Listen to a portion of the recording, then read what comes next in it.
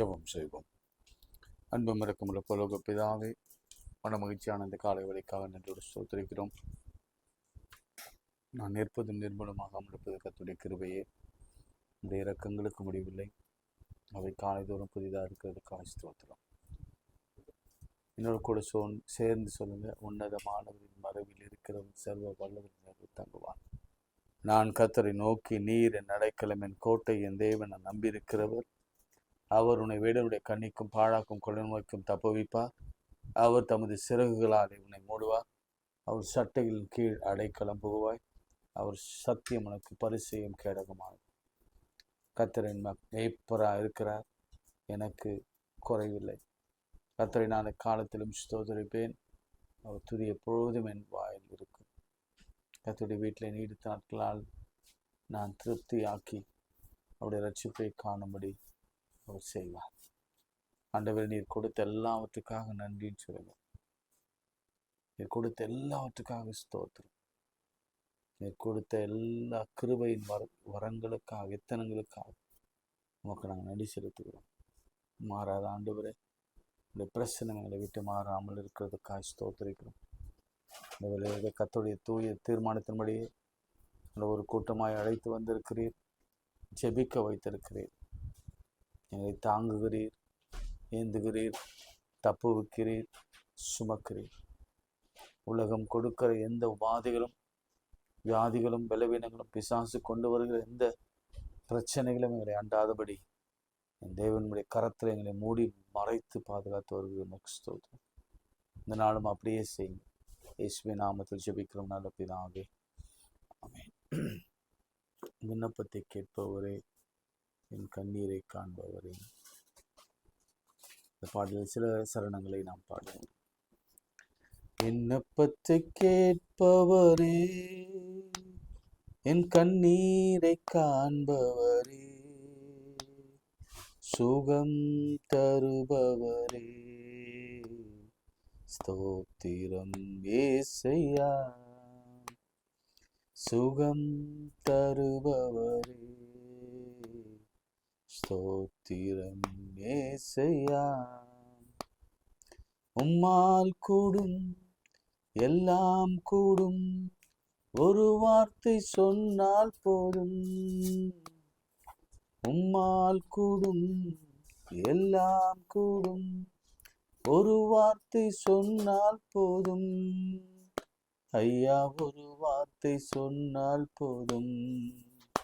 ஐயா, ஒரு வார்த்தை சொன்னால் போதும்.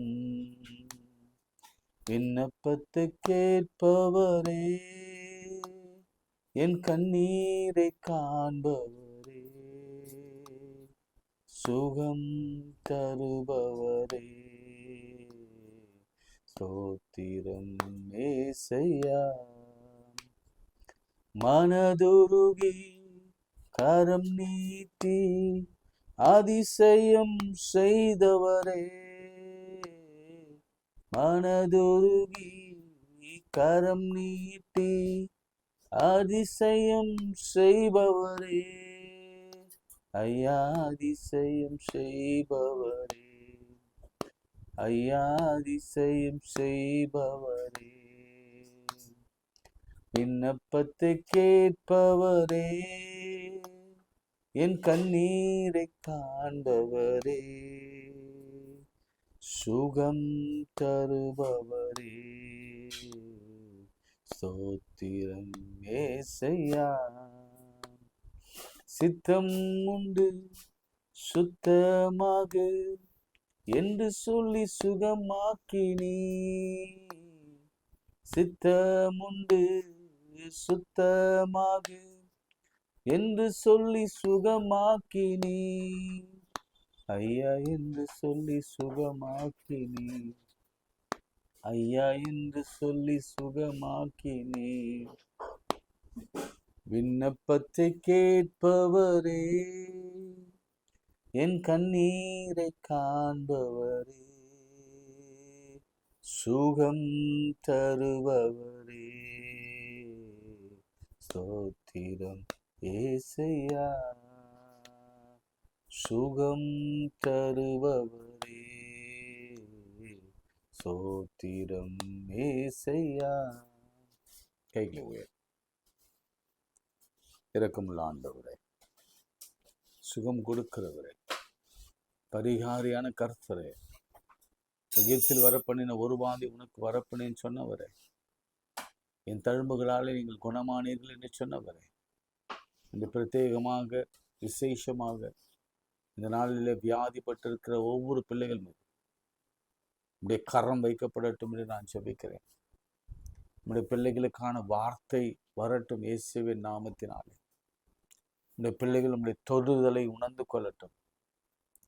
சரீரத்தில் எந்த இடத்துல பாதிக்கப்பட்டிருந்தாலும் அது தலையிலிருந்து கால் வரைக்கும் எந்த பகுதிகளிலே அது பாதிக்கப்பட்டிருந்தாலும், ஏன் அது இரத்தத்திலே கூட அணுக்களாக கிருமிகளாக பாதிக்கப்பட்டிருந்தாலும் கர்த்தருடைய வல்லமையான கரம் இறங்கி வந்து கர்த்தர் அதை மாற்றுகிறீர், அந்த படுக்கையை மாற்றுகிறீர். உமக்கு நன்றி செலுத்தி ஸ்தோத்திரிக்கிறோம்.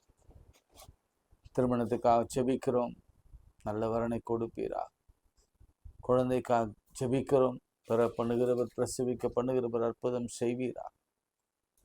எல்லா கர்ப்ப தடைகள் விலகட்டும் என்று நான் ஜெபிக்கிறேன்.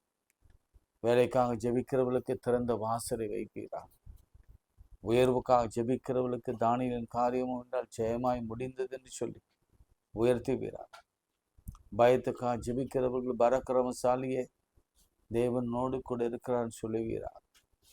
வறுமையில் இருக்கிறவர்கள் எலியாவிடத்திலே சொன்னது போல, நான் காண்பிக்க வீட்டுக்கு போ, அங்கே நான் உன்னை போஷிப்பேன். எலிசா சொன்னான், இந்த விற்று கடனை அடைத்து மீதம் வைத்து ஜீவனம் பண்ண. அப்படி ஒரு வார்த்தையை கர்த்தர் கொடுக்கிறீர். நமக்கு ஸ்தோத்திரம். அநேக இக்கட்டுகளை கடந்து வந்திருக்கிறோம். கர்த்தர் எங்களை சுகமாய் தங்க பண்ணுகிறீர். நமக்கு நன்றி செலுத்துகிறோம்.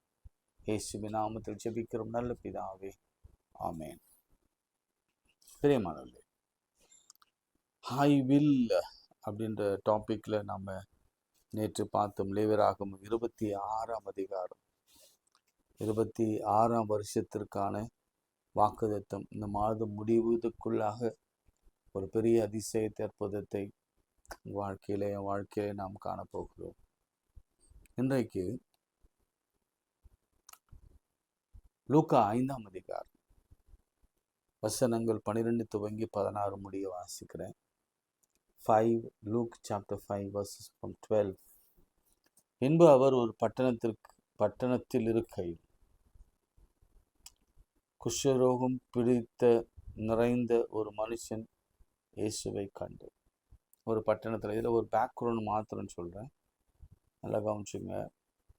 இந்த பட்டணம் எந்த பட்டணம் என்று சொல்லப்படவில்லைனாலும் ஒரு சர்டன் சிட்டி, அது கப்பர் நகுமாக இருக்கலாம் என்று அறிஞர்கள் சொல்கிறாங்க. அல்லது கலிலேயா பகுதியாக இருக்கணும் என்றும் சிலர் சொல்கிறாங்க.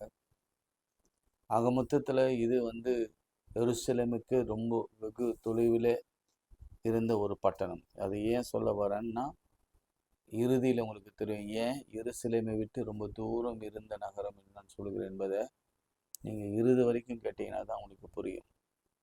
A certain city. இதை எழுதினவர் யாருன்னா லூக்கா.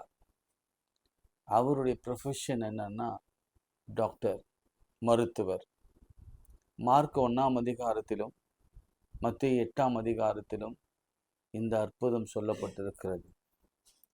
இந்த லூக்காவின் விசேஷம் என்னன்னா, அவர் மருத்துவராக இருக்கபடினால அவர் இந்த அற்புதங்களை எல்லாம் எழுதும் பொழுது கொஞ்சம் அறிவியல் கலந்து எழுதணும், கொஞ்சம் ஜனங்கள் புரிந்து கொள்கிற அளவுக்கு அதை நாம் கொஞ்சம் விளக்கி எழுதணும் என்று ஆவியானவரோடு துணையோடு அவர் எழுதியிருக்கிறார்.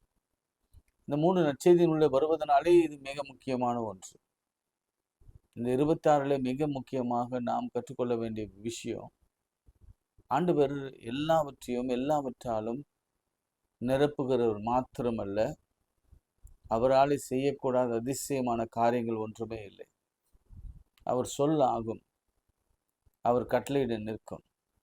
A certain village or certain place அவர் மவுண்டன்லேருந்து இறங்கி வந்த பிறகு அப்படின்னா, நீங்கள் மத்திய 8ஆம் அதிகாரம் அப்படின்னு நினைக்கும் பொழுது 7, 6, 5ல் மலை பிரசங்கம் இருக்கும்.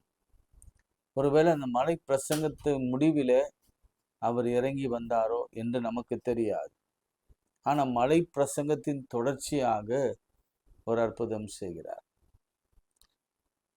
A certain village or certain place இயேசுவை கண்டு. இந்த வார்த்தை கொஞ்சம் கடிக்கோடிட்டு கொள்ளுங்க.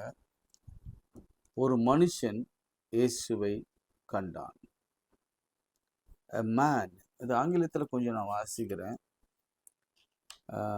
6ஆம் அதிகாரம் 12ஆம் வசனம். The one of those days Jesus went out to the mountain side. இதில் கொஞ்சம் வித்தியாசமாக இருக்குது. To pray and spent the night praying to the God. When the morning came, he called his disciple to him and chose 12. அது இருக்குது. அதுக்கு முன்பு மன்னிக்கவும், இது 5ஆம் அதிகாரம் எடுத்துக்கிறேன். 5ஆம் அதிகாரம். While Jesus was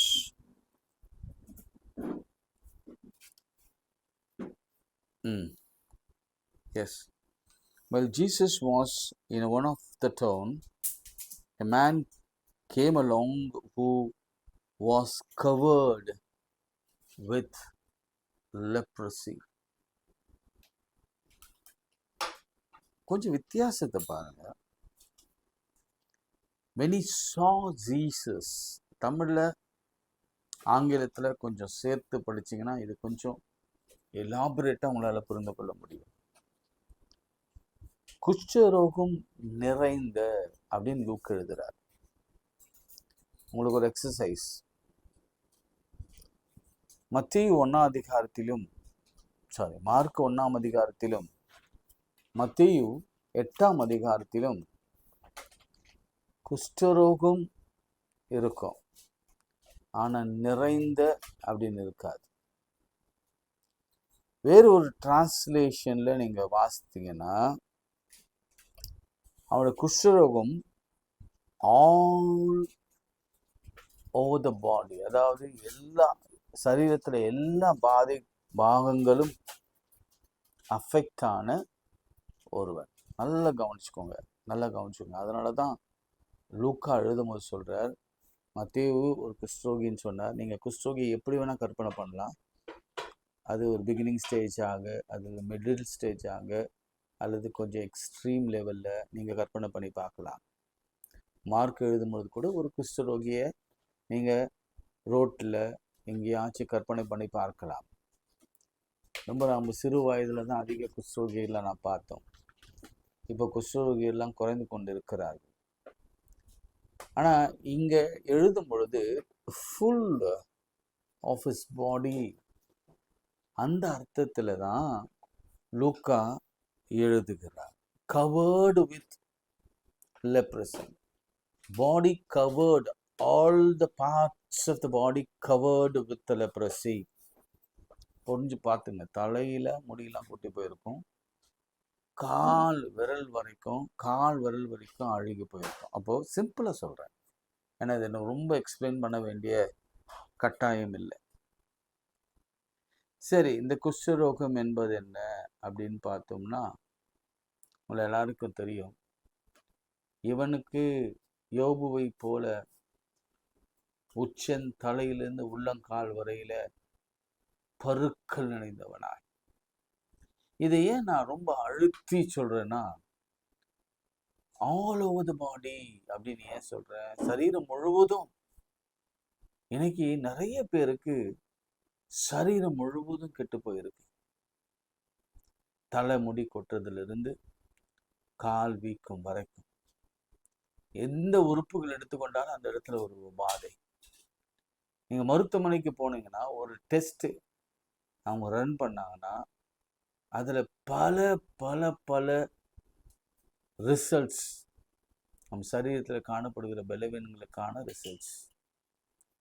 அதனால தான் பல நேரங்களில் நிறைய பேர் டெஸ்ட் எடுக்கவே பயப்படுறாங்க. ஏதாவது சொல்லிடுவாங்களோ அப்படிப்பட்ட ஒரு பெரிய சூழல்ல, அதாவது நீங்கள் குஷ்ரோகத்தை கொஞ்சம் தள்ளி வைங்க. இன்னைக்கு உங்களை என்னையும் பார்க்கலாம். நான் யோபு ஏற்கனவே உங்களுக்கு ஒரு உதாரணம் காண்பிச்சேன். சுகமே இல்லை, சுகமே இல்லை ஆண்டவரே. மைண்ட் எடுத்துட்டா சுகம் இல்லை, ஆத்மத்தில் அமைதி இல்லை, சமாதானம் இல்லை, சரீரத்தில் பலவீனம், ஆவி ஆத்மா சரீரம் முழுவதும் போச்சு. சோகம், டிப்ரெஷன், ஆங்ஸைட்டி, டென்ஷன், இழப்புகள், வியாதிகள் என்று அடுக்கிக் கொண்டே போகலாம். ஃபுல் ஆஃப் த பாடி அப்படின்னா முழுசுமா பாதிக்கப்பட்டவன். எனக்கு எத்தனை பேர் அப்படி முழுதுமா பாதிக்கப்பட்டிருக்கிறீங்க? அவங்கள என்னன்னு சொல்லுவோம்னா, முழுசா பாதிக்கப்பட்டவங்கள நம்ம மொழியில லிவிங் டெட் பீப்புள், நடைப்பணமா வாழ்ந்து கொண்டிருக்கிற ஒரு பிள்ளை. இன்னைக்கு யாரெல்லாம் அப்படி இருக்கிறீங்க? ஏதோ ஏதோ போறோம், வர்றோம், சாப்பிட்றோம், தூங்குறோம், எழுந்துக்கிறோம், கடமைகளை செய்கிறோம். ஆனாலும் உள்ளுக்குள்ள சந்தோஷம் இல்லை, சமாதானம் இல்லை. ஒவ்வொரு பருவத்தை தாண்டி வந்திருக்கிற பிள்ளைகளுக்கு நான் தனித்தனியா சொல்றேன். இன்னைக்கு ஆவியானவர் அப்படி பேச வைக்கிறார். சின்ன பிள்ளைங்க இந்த கல்வியில அவங்களுக்கு ஏற்பட்டிருக்கிற அழுத்தங்கள், 10ஆம் வகுப்பு படிக்கிற பிள்ளைகள் மார்க், 12th எடுக்கிற பிள்ளைகள் மார்க் எடுக்கணும். பள்ளி படிப்பே ஒரு ஒரு முழு உடலையும் பாதிக்கின்ற ஒன்றாக அமைந்திருக்கிறது. இந்த திருமண நாட்கள் வருகிற போது இந்த காலத்துல பெண் கிடைப்பதும் கடினம், ஆண் கிடைப்பதும் கடினம். ஜனத்தொகை எங்க இருக்குன்னே தெரியல, யாரை போய் யாரை பார்க்கறது என்று தெரியல. ஆனா திருமணம் பாட்டு எங்கேயோ ஒரு மூலையில் நடந்து கொண்டிருக்கிறது. ஆனா பலர் திருமணம் நடக்காம முடியாம இருக்கிறாங்க, நடைப்பிணமாக வாழ்ந்து கொண்டிருக்கிறாங்க. அந்த வழியில அவங்களுக்கு தெரியாதா? You must feel that, you must feel that. நான் யாருக்கோ சொல்றேன் இல்லை, நான் உங்களுக்கு சொல்றேன். திருமணம் மாத்திரமல்ல, ஒரு குழந்தை இல்லாதவங்களுக்கு எடுத்துக்கோங்க. வாழ்க்கை முழுவதும் நிந்தை அவங்க வாழ்க்கையில. அதே போல வேலை இல்லாதவங்க எடுத்துக்கோங்க. அது எவ்வளவு பெரிய கடினமான ஒன்று. சம்பாதிக்காம சோறு கிடைக்காது, உடை கிடைக்காது, வீடு கிடைக்காது, சமுதாயத்துல மதிப்பு இருக்காது, வெறும் பிணம் தான். லைக் எ டெட் பாடி அல்லது dead living man. Dead man சொல்லுவோம்ல, dead man, living dead man. அப்படிப்பட்ட ஒரு சூழ்நிலையில நம்ம பார்க்க வேண்டிய ஒரே நபர் யாருன்னா, ஆங்கிலத்துல அழகா போட்டிருக்கு, he saw Jesus Christ. தமிழ்ல அவன் இயேசுவை கண்டான். ரொம்ப கஷ்டங்க, ரொம்ப கஷ்டம், ரொம்ப கஷ்டம். ஏன் ரொம்ப கஷ்டம்னு சொல்றேன்னா, கவனிங்க, இவன் பாளையத்திற்கு புறம்பே இருக்கணும். லேவியராகமம் 12ஆம் அதிகாரம் 14ஆம் அதிகாரம் வரைக்கும் பாளையத்திற்கு புறம்பே இருக்கணும். அதுல இயேசுவை பார்க்கணும். பாளையத்தில் இருக்கும் பொழுது கேள்விப்படணும். நிறைய காசிப்ஸ் போகும், நிறைய விசில் ப்ளோயர்ஸ் இருப்பாங்க.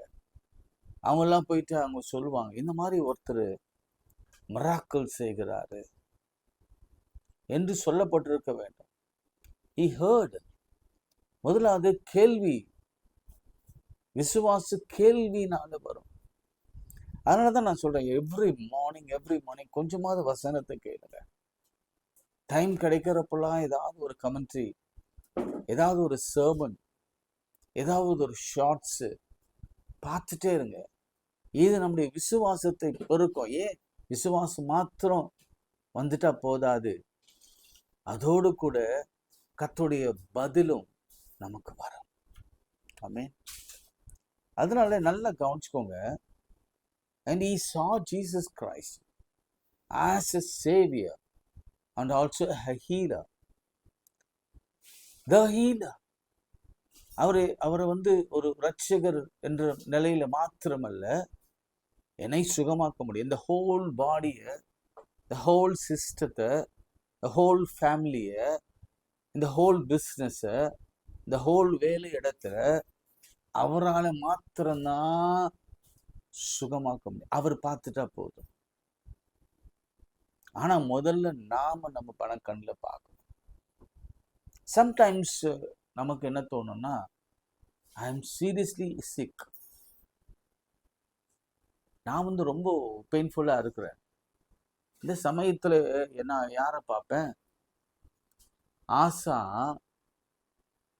கர்த்தரை அல்ல பரிகாரியை தேடினான். அதனால என்ன ஆச்சு? மாண்டு போனான். நம்ம யாரை தேடுறோம், யாரை பார்க்கிறோம்? ரொம்ப ரொம்ப வித்தியாசமா இந்த இது ஆவியானவர் என்னோடு பேசும் பொழுது, he saw Jesus Christ. இயேசுவை பார்த்தான். இங்க முதல்ல. ஆனா அவரை நேர்ல வந்து பார்க்கறதுக்கு அவன் உயிர் தியாகம் பண்ண வேண்டும். ஏனென்றால் உங்களுக்கு தெரியும், குஷ்டரோகிகள் பாளையத்தை விட்டு வெளியே வந்தாங்கன்னா வரும்பொழுதே சொல்லணும், வாயை புத்திட்டு அன்கிளீன் அன்கிளீன், அசுத்தமானவன் அசுத்தமானவன் சொல்லணும். அது ஒரு எமர்ஜென்சி கேஸ்க்காக வந்தால் தான் உண்டு. அப்படி இல்லைன்னா அவனை கல்லெறிந்து கொன்றுவாங்க. அவங்க பாளையத்திற்குள்ளே வரவே கூடாது. ஆனாலும் அவன் உயிரை துச்சம் என்று மதித்து, என் இயேசுவை பார்க்க போறேன், என் ஆவியிலே பார்த்தேன். முதலாவது உங்க ஆவியில நீங்க அவரை பார்த்து அவருடைய வல்லமையை நீங்க அனுபவிங்க. எப்படி சொல்றேன்னா, நல்லா கவனிச்சுக்கோங்க. ஃபார் எக்ஸாம்பிள் நீங்க சிக்கா இருக்கிறீங்க வச்சுக்கோங்களேன். ஃபார் எக்ஸாம்பிள் நீங்க வறுமையில் இருக்கிறீங்க வச்சுக்கோங்களேன். ஃபார் எக்ஸாம்பிள் திருமணமாகாமல் இருக்குன்னு வச்சுக்கோங்களேன். ஃபார் எக்ஸாம்பிள் ஏதோ ஒரு குழந்தை இல்லாமல் நீங்க இருக்குன்னு வச்சுக்கோங்களேன். ஆவியில உணருங்க, இயேசு கிறிஸ்து வராரு, வந்து என் வாழ்க்கை எல்லாவற்றையும் மாற்றுகிறாரு. மாற்றப்பட்ட என் வாழ்க்கை எவ்வளவு அழகாக இருக்கிறது, அது ரொம்ப சமாதானமா இருக்கு, நான் ஒரு குழந்தையோடு இருக்கிறேன், ஒரு கணவனோடு இருக்கிறேன், கர்த்தர் என் திருமணத்தை நடத்தி வைக்கிறார். எல்லாம் பாசிட்டிவா பார்க்க வேணும். கர்த்தர் செய்தார். அதன் பிறகுதான்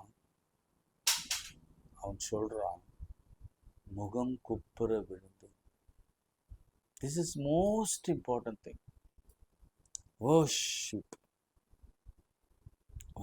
பண்ணலாம். என்ன வர்ஷிப்? கிரீக்ல வர்ஷிப் என்னன்னா fall down, bow down and kiss, அந்த மாதிரி பொசிஷன்ல தாழ விழுந்து தரையில அல்லது அவங்க பாதத்துல முத்தமிடுகிற படி. அதுதான் அதனுடைய அர்த்தம். அதுதான் கிரேக்கத்துல அர்த்தம். பாருங்க என்ன தைரியம். நாம் இந்த ஒரு அரை மணி நேரமே உட்கார முடியல, இதை பல நேரங்களில் கட் பண்ணி கேட்குறோம். ஜெபம் பண்றது, பாட்டு பாடுறது எல்லாம் சிலருக்கு ரொம்ப கசக்கும். ஏன் பாட்டு பாடணும்?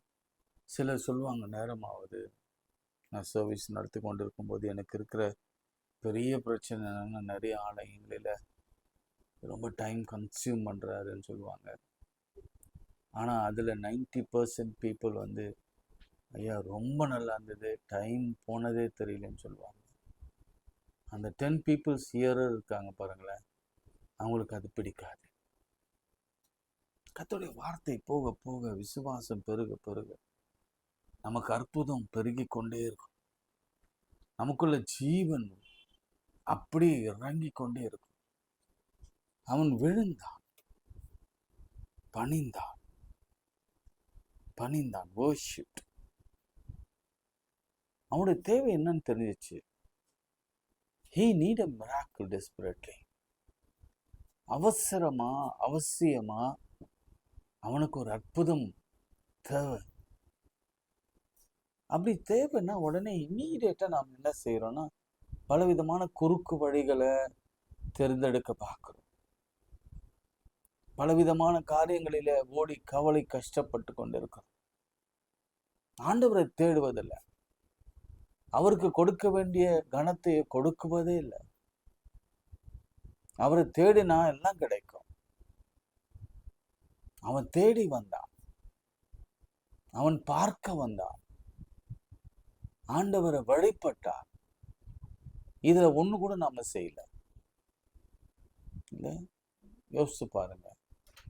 என்னைக்காவது நம்முடைய ஃபுல் தேவையை ஆண்டவரிடத்துல சொல்லி இருக்கிறோமா? ஃபுல் தேவை, 100% தேவை.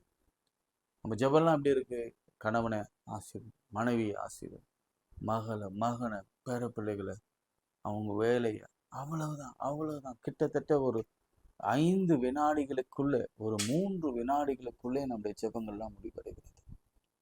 நாம எல்லாரும் சேர்ந்து சொல்றேன், இன்க்ளூடிங் மீ. ஆனாலும் ஆண்டவரை தேடுவதில் ஃபுல், அவனை நீடு ஃபுல்லா சொல்வதற்கு அவன் முன் வந்தான். ஐயா, என்னை முழுசா நீங்க குணமாக்கினதான், அறகுறையா இல்லை, முழுசா குணமாக்கினதான் நான் சுகம் பெற்று உள்ளே போக முடியும் என்பதை அறிந்திருந்தார். He humbled himself. தாழ்மை. ஆண்டவருடைய அற்புதத்தை பெற்றுக்கொள்ளணும்னா தாழ்மையோடு கூட அவர் பாதத்தில் உட்கார். பெருமையுள்ளவனுக்கு தேவன் எதிர்த்து நிற்கிறார், தாழ்மையுள்ளவனுக்கோ கிருபை வரங்களை அளிக்கிறார். நீங்க என்டையர் பைபிளை பார்த்தீங்கன்னா தாழ்மை உள்ளவர்களுக்கு தான் ஆண்டவர் உயர்வை கொடுத்திருக்கிறார், இன்னும் கொடுத்து கொண்டிருக்கிறார். தாழ்மையோட காலில் விழுந்தார். அவன் சொன்ன வார்த்தை தான், என்ன வார்த்தை தெரியுமா? Thou will Lord. ஆங்கிலத்தில் வாசித்துறாரு. நான் 5ஆம் அதிகாரம், reached out him, fell to the ground and begged him. நல்லா எழுதுறாருல லுக்கா. He fell to the ground.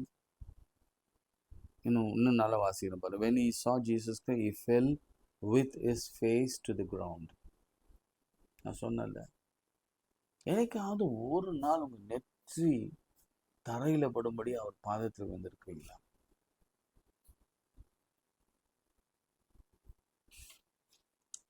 எங்க கிடைக்கும்? திரும்ப வாசிக்கிறேன், ஏன்னா சில நேரத்தில் ஆடியோ ரொம்ப கம்மியாயிடும். When he saw Jesus Christ, இன்னும் மற்றும் இல்லாமல் நிஜத்தில் பார்க்கும் பொழுது, he fell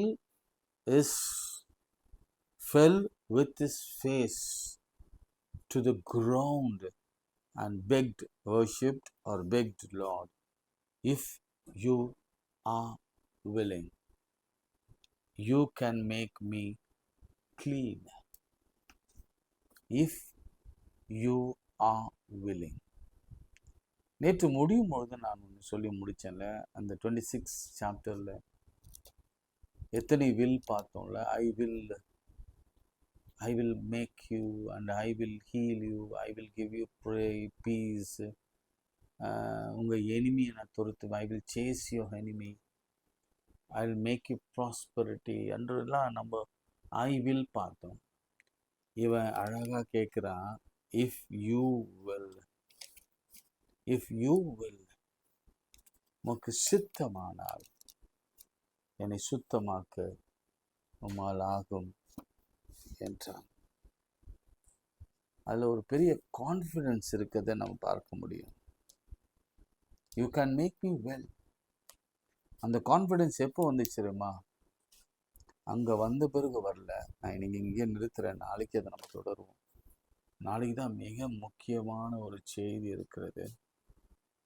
என்ன செய்தி தெரியுமா? நமக்கு அநேகருக்கு இருக்கிற கேள்வி, நீ யாருக்கும் சொல்லாத.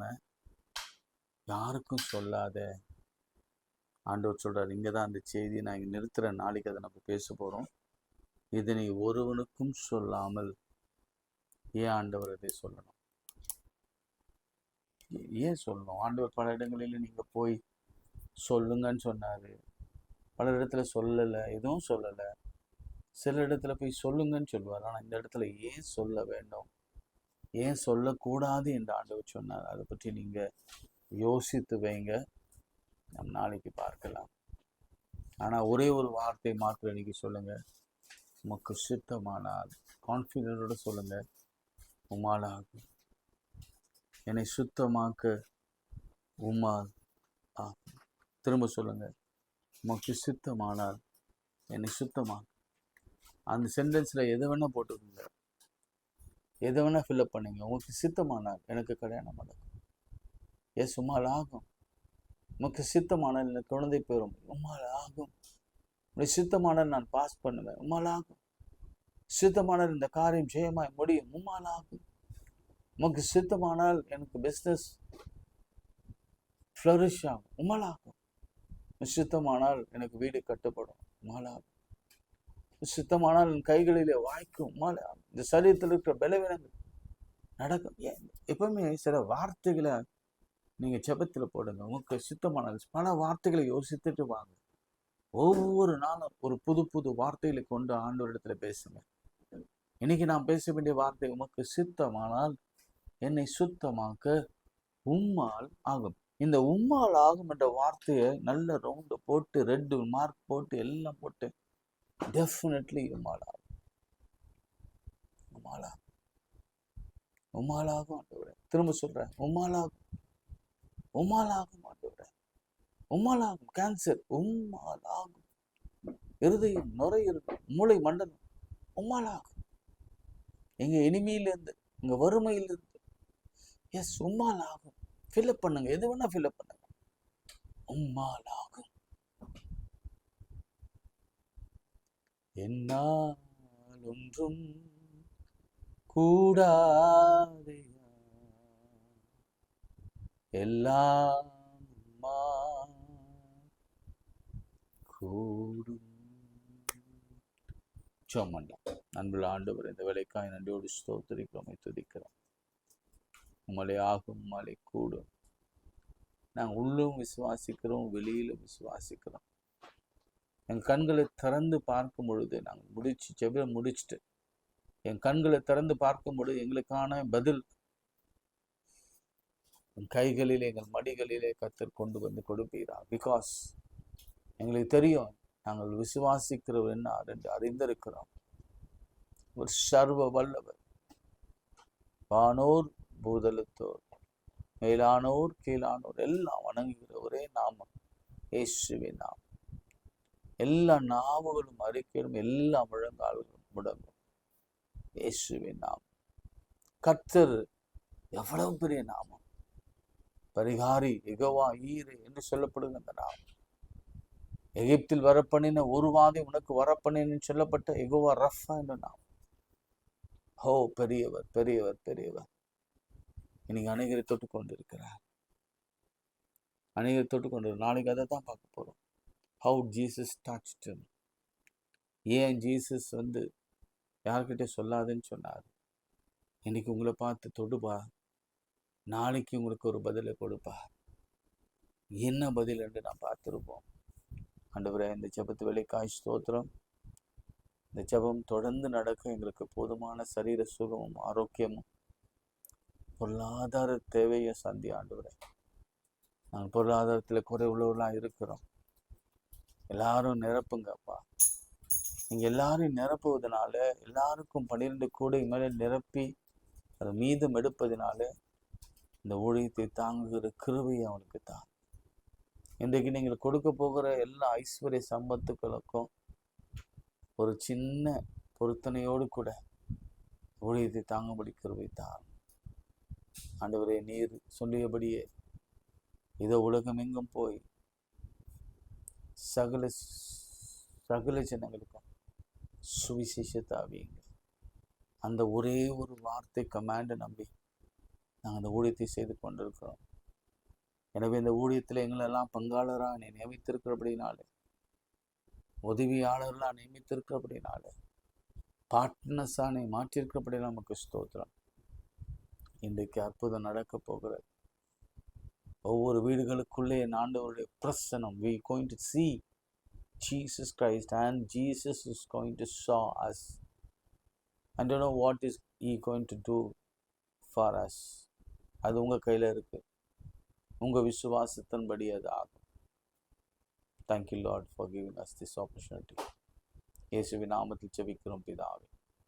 ஆமென். நமது ஆண்டவராகிய இயேசு கிறிஸ்துவின் கிருபை, பிதாவாகிய தேவனுடைய அன்பு, பரிசுத்த ஆவியின் ஐக்கியம் நம் அனைவரோடும் இன்றும் இன்னும் சதாக்கள் நிலைத்திருப்பதாக. Amen. God bless you. Share பண்ணுங்க, சப்ஸ்கிரைப் பண்ணுங்க. முடிந்தவர்கள், முடியலனா கூட கமெண்ட்ஸ் எழுதுங்க. ஒன்றும் எழுத மாட்டேன், ஆமென் போடுங்க, தேங்க்யூ ஜீசஸ்ன்னு எழுதுங்க, ப்ரைஸ் யூ ஜீசஸ் எழுதுங்க, உங்களுக்கு சித்தமானால் இஃப் யூ வில் அப்படின்னு எழுதுங்க, ஹீல் மீன் எழுதுங்க. ஏன்னா நீங்கள் என்ன எழுதுங்களோ அது பரலோகத்தில் எழுதப்படும். அதற்கான பதில் உங்கள் வீட்டை தேடி, உங்களை தேடி, உங்கள் சரீரத்தை தேடி வரும். இயேசுவின் நாமத்தில். God bless you.